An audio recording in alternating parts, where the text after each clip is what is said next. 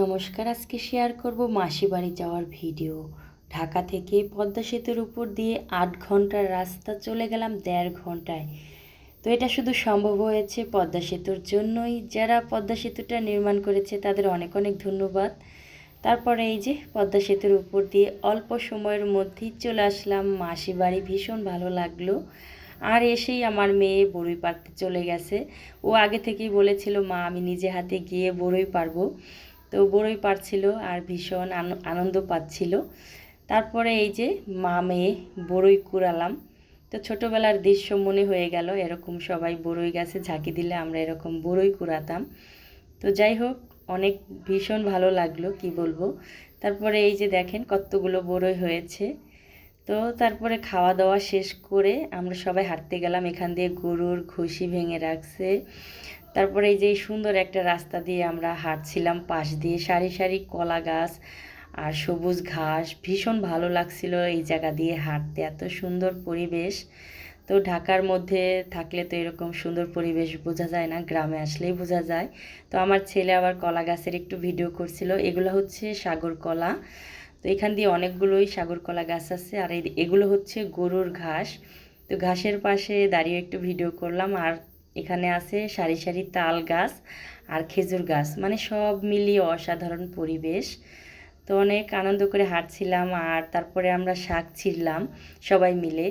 তো এখান দিয়ে আবার কিছু লাউ শাকও মানে ছিঁড়ে নিয়েছি, একদম কুচি দেখে লাউ শাক। আর সাথে নিয়েছি সেচি শাক। তো সব মিলিয়ে একটা মজার একটা শাক রান্না হবে।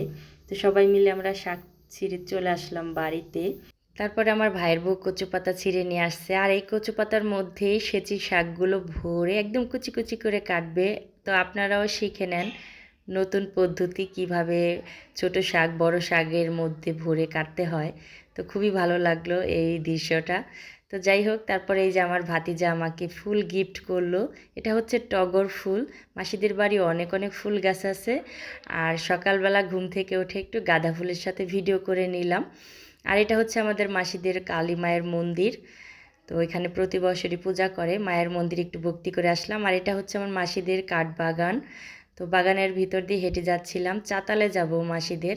তো মাসিদের বাড়িটা অনেক বড়, আমার মেশোরা 3 ভাই, তো সবাই এখানে থাকে। তো এই যে হাঁটতে হাঁটতে হাঁটতে হাঁটতে চলে আসলাম চাতালে। আর সেই ছোটোবেলার কথা মনে হয়ে গেল। ছোটোবেলায় এই চাতালের মধ্যে অনেক খেলাধুলা করতাম আমরা। আর পাশেই ছিল গ্যান্ডারি ক্ষেত, গ্যান্ডারি ভেঙে ভেঙে খেতাম। এখন আর সেই গ্যান্ডারি ক্ষেত নাই, পাশে বাঙ্গি ক্ষেত মানে হয়েছে, গ্যান্ডারির আর হয় না এখন।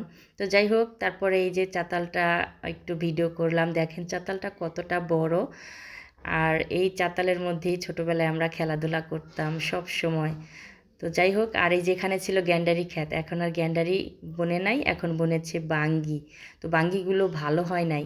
তো যাই হোক, আর এই বাঙ্গি ক্ষেতের পাশেই হচ্ছে আমাদের মাসিদের চাতাল। আর এখানে আগে ধান ভিজিয়ে মানে সিদ্ধ করে তারপরে শুকিয়ে চাল বানানো হতো। তো এখন আর এগুলো আমার মেশোরা এই কাজ এখন করে না, অন্য লোকদের দিয়ে দিছে। তারা এখানে সব ধরনের এখানে ধান চাল যাই হোক সস এগুলো শুকায়, সব কাজই করে। আর আমার মাসিদের তারা তো টাকা দেয়। তো ওই যে পিচ্চিরাও এখানে এসে আমাদের সাথে অনেক আনন্দ করলো। আর এটা হচ্ছে আমাদের 3টা বাবা, মানে মাঝখানে আমার ছেলে আর 2 পাশে হচ্ছে আমার মেসোতো বোনের যমজ 2 ছেলে। তো ওদের সাথে একটু ভিডিও করলাম। আর এই যে চাতালের পাশে হচ্ছে ছবেদা ফল গাছ। এখান থেকে আমার ছেলে মেয়ে নিজে হাতে ছবেদা ফল পারলো। আর আমাদের জন্য আগে থেকেই ছবেদা ফল পেড়ে জাগ দিয়ে রাখছিল। তো ফলগুলো অনেক মিষ্টি, ওরা নিজে হাতে পেরে অনেক আনন্দ পেল। তো আমিও নিজে হাতে ছিঁড়লাম, ভীষণ ভালো লাগলো। আর ফলগুলো মানে মানে জাগ দিলে অনেক মিষ্টি হয়। তো আজকের ব্লগ ভিডিওটা কেমন লাগলো কমেন্ট করে বৌদিকে জানাবেন।